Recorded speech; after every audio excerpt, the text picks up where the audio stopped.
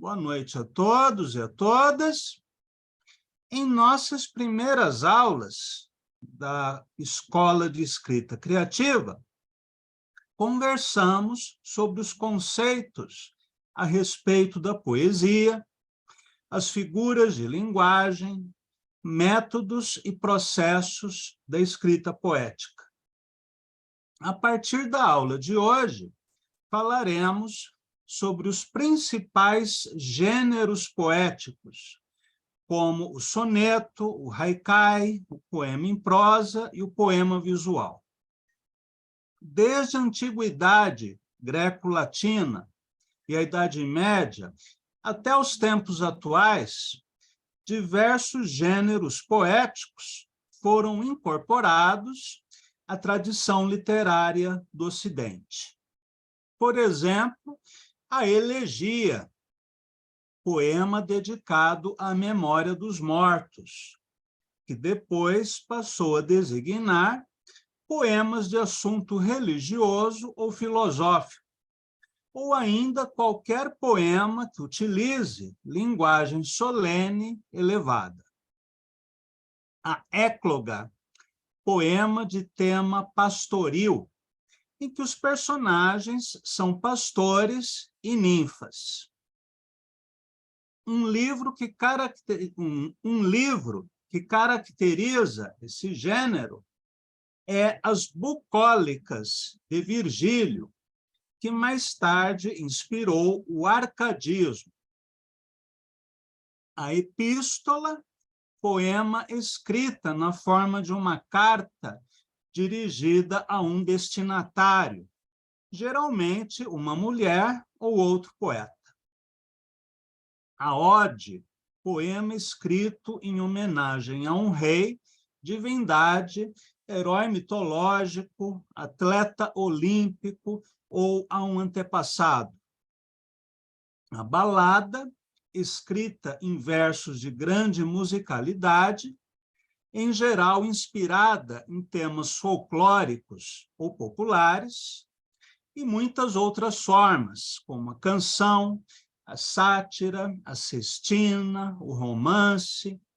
Porém, nenhum gênero se tornou tão popular e sobreviveu por tanto tempo como o soneto. A palavra soneto vem do italiano sonetto, com 2 T's, palavra derivada do idioma provençal, e que significa, literalmente, som, melodia, canção. A origem do soneto é medieval. Segundo alguns autores, deriva de formas poéticas mais antigas, como o estrambote, formado por 2 estrofes, uma de 8 versos e a outra com 6 versos. Com o passar do tempo, a estrofe maior, de 8 versos, deu origem aos 2 quartetos do soneto moderno, e a estrofe menor, de 6 versos, deu origem aos 2 tercetos. A forma mais conhecida do soneto é esta, com 2 quartetos e 2 tercetos, totalizando 14 versos, e é chamada de soneto petrarquiano ou camoniano, porque foi o poeta italiano Petrarca quem consolidou o gênero, e Camões foi o seu mais ilustre praticante na poesia de língua portuguesa. Um soneto de Camões, muito conhecido, é aquele em que o poeta, com espírito renascentista, tenta racionalizar o amor. Por ser algo irracionalizável, vou até corrigir a palavra aqui na apostila. Por ser algo irracionalizável, o poeta apresenta contradições e paradoxos em sua tentativa de dizer o indizível. Amor é fogo que arde sem se ver. É ferida que dói e não se sente. É um contentamento descontente. É dor que desatina sem doer. É um não querer mais que bem querer. É um andar solitário entre a gente. É nunca contentar-se de contente. É um cuidar que ganha em se perder.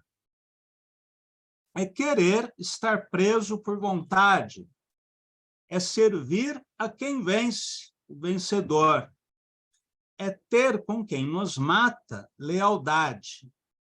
Mas como causar pode seu favor nos corações humanos amizade, se tão contrário a si é o mesmo amor? A forma petrarquiana do soneto foi levada a Portugal por Sá de Miranda e adotada por Camões. O verso de 10 sílabas, chamado de medida nova, foi praticado no soneto ao lado de formas mais antigas, como o verso de 7 sílabas, que passou a ser chamado de medida velha.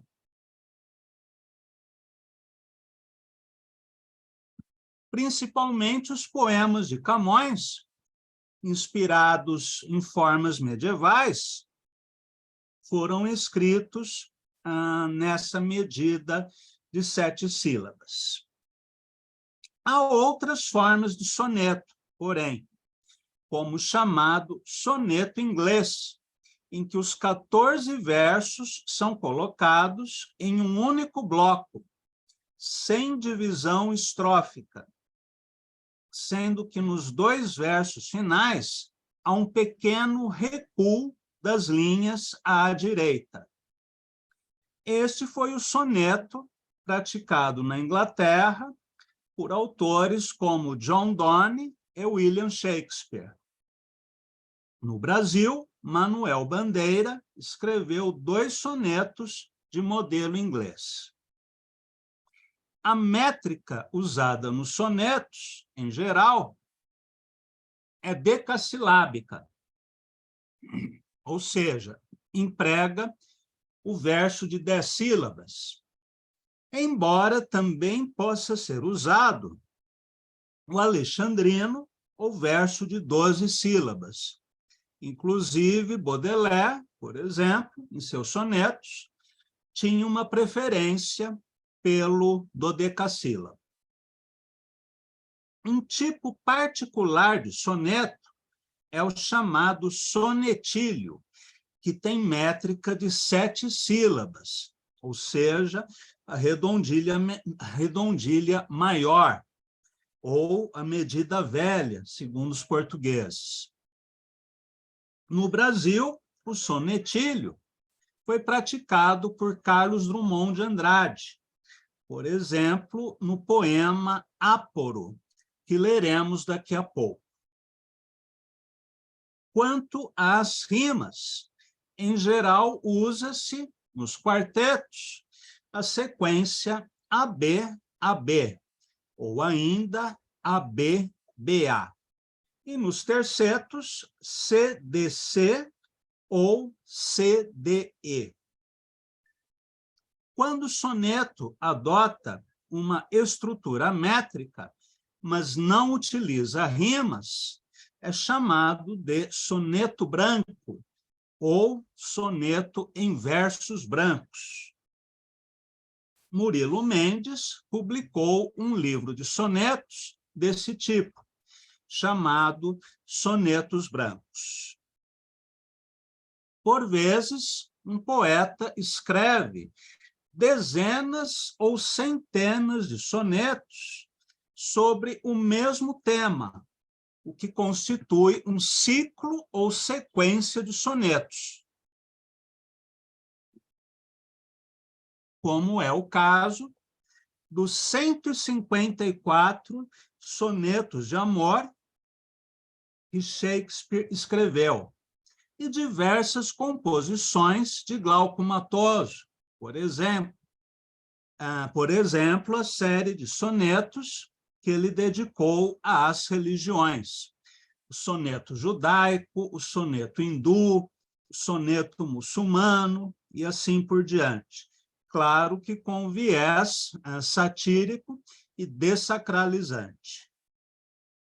Na forma clássica do soneto, existe uma estrutura dialética. O primeiro quarteto apresenta uma tese. O segundo quarteto, uma antítese. E nos tercetos, o poeta apresenta a síntese. Por exemplo, neste soneto do simbolista catarinense Cruz e Souza, intitulado O Assinalado. Vamos lê-lo. Tu és o louco da imortal loucura, o louco da loucura mais suprema. A terra é sempre a tua negra algema, prende-te nela a extrema desventura. Mas essa mesma algema de amargura, mas essa mesma desventura extrema, faz que tua alma, suplicando gema, e rebente em estrelas de ternura. Tu és o poeta, grande assinalado, que povoas o mundo despovoado de belezas eternas, pouco a pouco. Na natureza, prodigiosa e rica, toda a audácia dos nervos justifica os teus espasmos imortais de louco. Na primeira estrofe, o poeta apresenta uma tese. O poeta é um louco, preso à terra pela extrema desventura, ou seja, o não reconhecimento, a censura, as dificuldades materiais e outras consequências dessa imortal loucura que é a poesia. Na segunda estrofe, Cruz e Souza considera que, mesmo preso às algemas da amargura e à desventura extrema, o poeta rebenta em estrelas de ternura. Por fim, nos tercetos, o simbolista catarinense classifica o poeta como o grande assinalado, um ser excepcional, antena da raça, que povoa de belezas eternas o mundo despovoado da sociedade urbana, que ele contrapõe à natureza prodigiosa e rica. Nas últimas linhas, que correspondem à síntese, Cruz e Souza conclui que, apesar do sofrimento do poeta, toda a audácia dos nervos justifica os teus espasmos imortais de louco.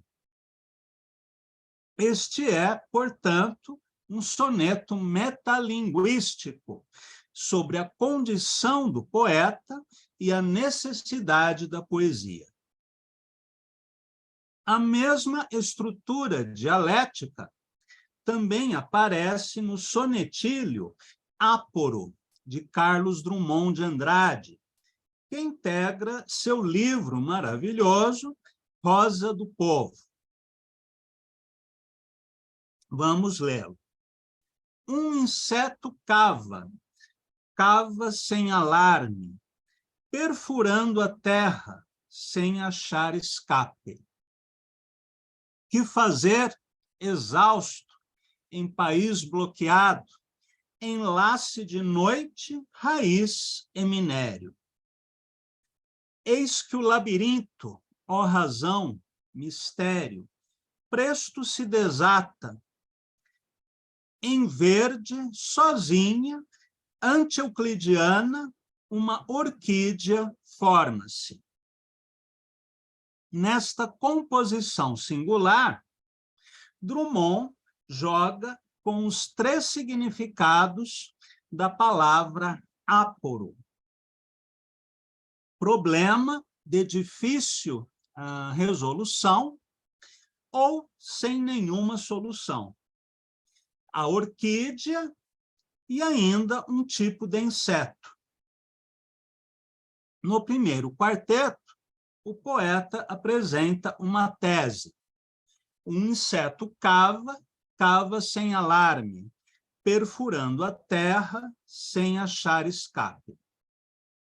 Lembrando que o poema foi escrito na década de 1930, época da ditadura do Estado Novo, no Brasil, do nazifascismo na Europa e da Segunda Guerra Mundial. O inseto que cava procurando uma saída pode ser o próprio poeta ou o homem moderno que deseja escapar da situação de violência e autoritarismo. No segundo quarteto, Drummond escreve: que fazer exausto em país bloqueado, enlace de noite, raiz e minério.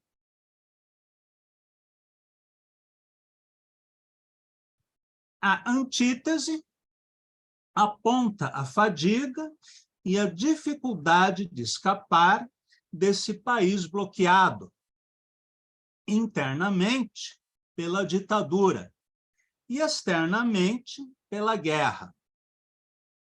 A palavra noite aqui remete à escuridão, à ignorância, à confusão, à ausência de visão de uma saída. Por fim, nos tercetos, ele escreve: eis que o labirinto, ó razão, mistério, presto se desata, em verde, sozinha, ante-euclidiana, uma orquídea forma-se.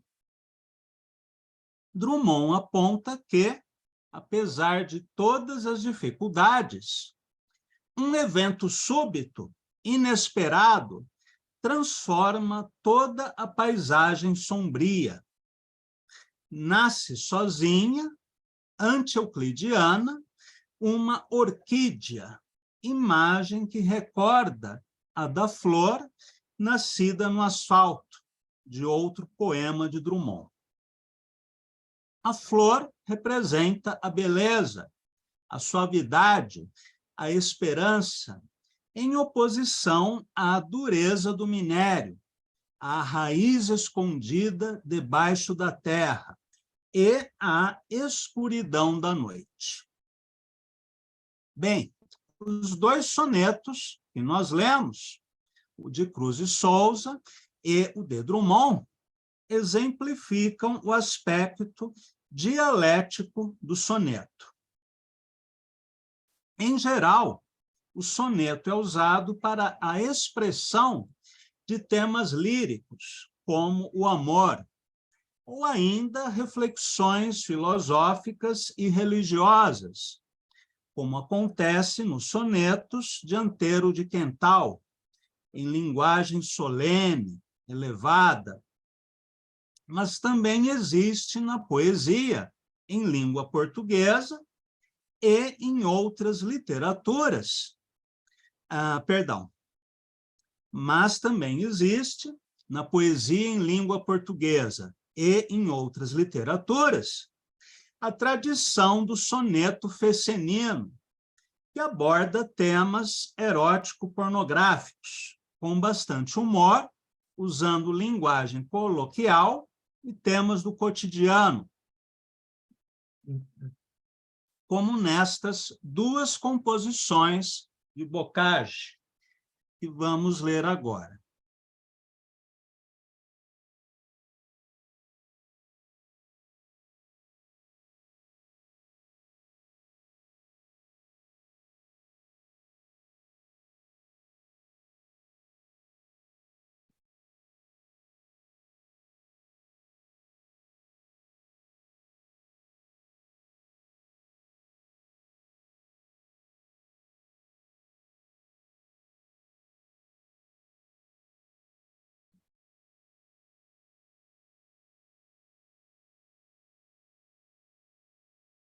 Pronto.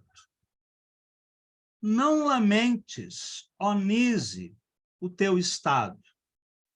Puta tem sido muita gente boa, putíssimas fidalgas tem Lisboa, milhões de vezes putas tem reinado. Dido foi puta e puta de um soldado. Cleópatra, por puta, alcança a coroa. Tu, Lucrécia, com toda a tua proa, o teu cono não passa por honrado. Essa da Rússia, imperatriz famosa, que ainda há pouco morreu, diz a Gazeta, entre 1000 porras expirou, vaidosa. Todas no mundo dão a sua Greta. Não fiques, pois, ó Nise duvidosa, que isso de virgo e honra é tudo peta. Claro que hoje esse soneto seria condenado como sendo misógino, machista ou algo assim, mas não foi essa a intenção de Bocage, e sim colocar em dúvida a virtude, né, das soberanas de seu tempo, tão crápulas quanto soberanos do gênero masculino.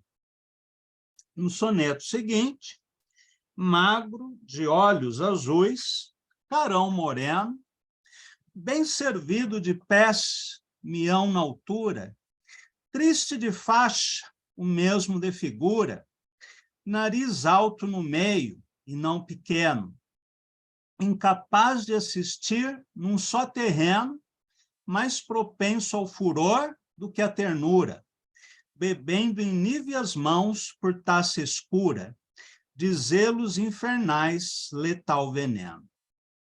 Devoto incensador de 1000 deidades, digo, de moças 1000, mas só no momento inimigo de hipócritas e frades.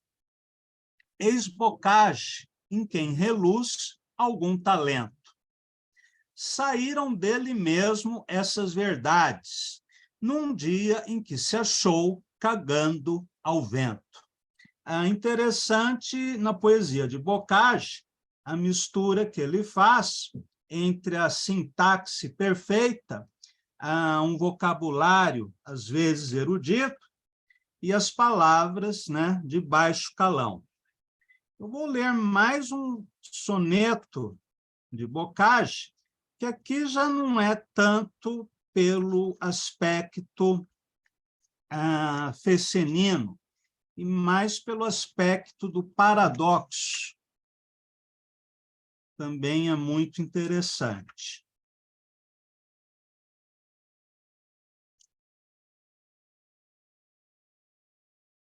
Deixa eu só localizar onde que está o soneto.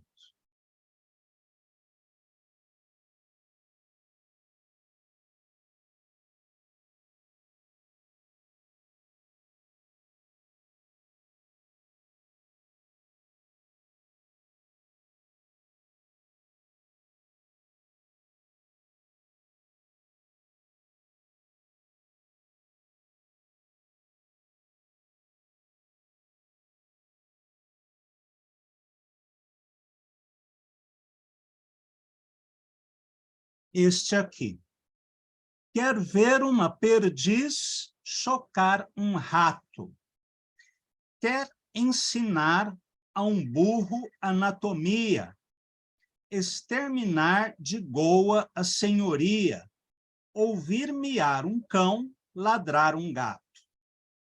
Quer ir pescar um tubarão no mato, namorar nos serralhos da Turquia, escaldar uma perna em água fria, ver uma cobra castiçar com um pato. Castiçar é o que vocês estão imaginando mesmo. Quer ir num dia de surrate a Roma, lograr saúde sem comer 2 anos, salvar-se por milagre de Mafoma. Mafoma é uma derivação de Maomé, aliás, uma mistura, né, de Maomé com Bafomé, aquela divindade satânica, né, que teria sido adorada pelos templários. Portanto, é um termo muito pejorativo em relação ao Deus dos muçulmanos. Quer despir a basófia aos castelhanos, das penas infernais fazer a soma, quem procura amizade em vis gafanos. Eu acho muito legal esse soneto do Bocage, que lembra um poema de Arnaut Daniel, que nós já estudamos, em que ele fala sobre coisas impossíveis, né, como caçar lebre com boi, amassar o ar ou nadar contra a maré em luta eterna. No Brasil, no período barroco, tivemos outra expressão do soneto fecenino, o poeta baiano Gregório de Matos, que também escreveu poemas de crítica de costumes, inclusive sobre a corrupção da justiça em sua época. Vamos ler aqui 2 sonetos de Gregório. Mancebo sem dinheiro, bom barrete, medíocre o vestido, bom sapato, meias velhas, calção de sola gato, cabelo penteado, bom topete. Presumir de dançar, cantar falsete, jogo de fidalguia, bom barato, tirar falsídia ao moço do seu trato, furtar a carne à ama que promete, ou seja, se insinuar com a criada. A putinha aldeã, achada em feira, eterno murmurar de alheias famas, soneto infame, sátira elegante, cartinhas de trocado para a freira, comer boi, ser quixote com as damas, pouco estudo, isto é, ser estudante. Quando ele escreve cartinhas de trocado para a freira, ele está se referindo ao amor freirático que nós estudamos na aula sobre humor e sátira. Perdão, na aula sobre poesia e erotismo. E em outro soneto, ele escreve: neste mundo é mais rico o que mais rapa, quem mais limpo se faz tem mais carepa, com sua língua ao nobre o vil decepa, o velhaco maior sempre tem capa. Mostra o patife da nobreza o mapa, quem tem mão de agarrar, ligeiro trepa, quem menos falar pode, mais increpa, quem dinheiro tiver, pode ser papa. A flor baixa se inculca por tulipa, bengala hoje na mão, ontem garlopa, mais isento se mostra o que mais chupa, para a tropa do trapo vaso a tripa, e mais não digo, porque a misa topa, em apa, epa, ipa, opa, upa. A graça deste soneto está na escolha das rimas, né? Tapa, carepa, decepa, capa, mapa, tropa, increpa, papa, tulipa, galopa, chupa, tripa, topa, upa. Eu já comentei em outras aulas a respeito da rima. Eu acho preferível hoje não usar rimas. Mas quem for usar rimas, procure dar sentido a elas. Não apenas um sentido estrutural na distribuição das rimas nas estrofes do poema, mas também fazendo com que a rima colabore na construção do sentido do poema, ou seja, não rimar mão com pão, tua com nua e coisas do gênero, mas sim usar rimas que tenham significado, além do impacto estético. Para finalizarmos a aula de hoje, gostaria de ler um soneto de Glauco Matoso, que subverteu a linguagem elevada do soneto clássico pelo uso da fala coloquial, da gíria, do palavrão, em poemas homoeróticos, em que ele expressa o seu fetichismo, a podolatria ou adoração pelos pés. Os sonetos de Glauco Matoso, embora respeitando a forma petrarquiana, têm como cenário a cidade grande, em especial São Paulo, a era industrial, incorpora elementos da contracultura, da fala e costumes dos jovens, e o tom constante de irreverência, como, por exemplo, em 2 sonetos que leremos agora.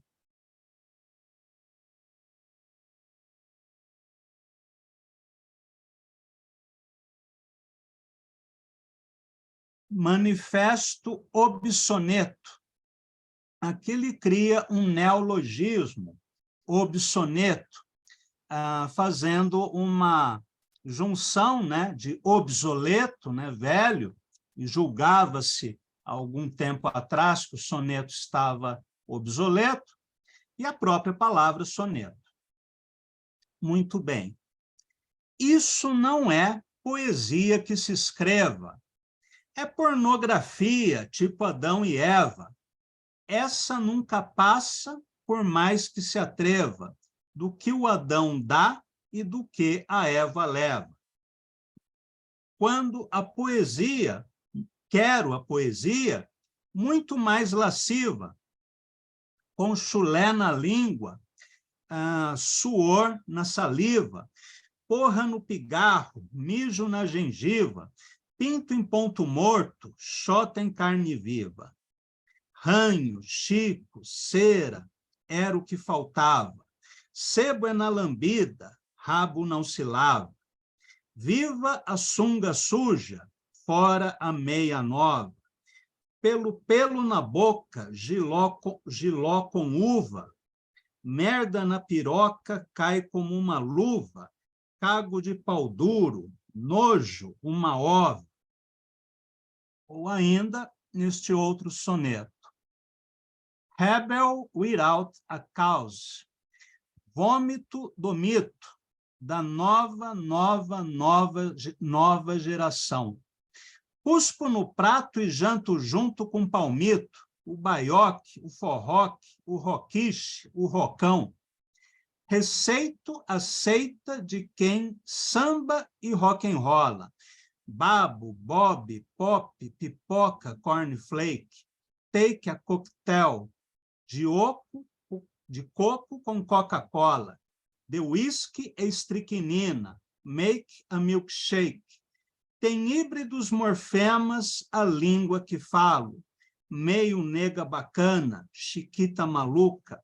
No rolo embananado, me embolo, me embalo. Soluço, ic e desligo. Clique, a cuca. Sou luxo, chulo e chique. Caçula e cacique. Aienha tupinique. Eu falo em tupinique. Aqui ele cria outro neologismo a partir do Sputnik soviético.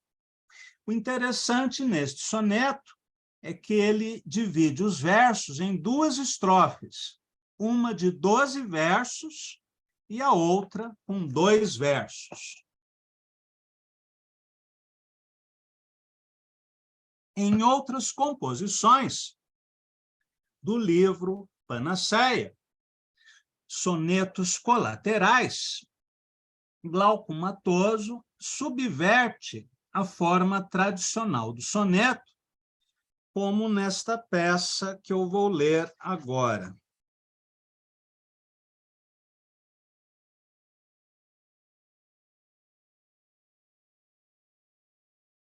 Soneto panorâmico. Meu quadro de São Paulo é o de uma ilha, que quanto mais se atulha, mais brilha. é vasta e de longe se avista, mas de perto tem a face, dupla, múltipla, mista. Quem topa suar tem campo a pampa, pois sampa trampa do sol ao luar. Na Avenida Paulista, trombadinha, quando nasce, contrasta com torres, contrista. No centrão, a janela faz pilha, muralha ante a gentalha maltrapilha. O que Glauco Matoso fez aqui? Ele criou um soneto em 5 estrofes. A primeira estrofe tem 2 versos, é um dístico. A segunda tem 3 versos. A terceira, 4 versos. A quarta, 3 versos. E a quinta, 2 versos. A métrica também varia. Ele utiliza aqui versos de 2 sílabas misturados a outros de 8, 9, 10 e 12 sílabas. E as rimas são divididas nessa sequência: AA, BC, BD, EE, DB, CB, AA. Os sonetos de Glauco Matoso, com todas as suas inovações temáticas e formais, sobretudo no livro Panaceia, demonstram que o soneto ainda é uma forma interessante, viva e moderna, ao contrário do que se acreditava desde o modernismo, por causa do conservadorismo formal dos parnasianos, que fizeram do soneto um gênero rígido, solene e sem ousadia estética. Bem, hoje ficamos por aqui. Então, abraço a todos. Amanhã não teremos oficina, mas por uma causa nobre, é porque eu tenho uma visita agendada, né, ao Augusto de Campos. Perdão, não, dia 18. Dia 18 é quando? Deixa eu ver na agenda, espera aí.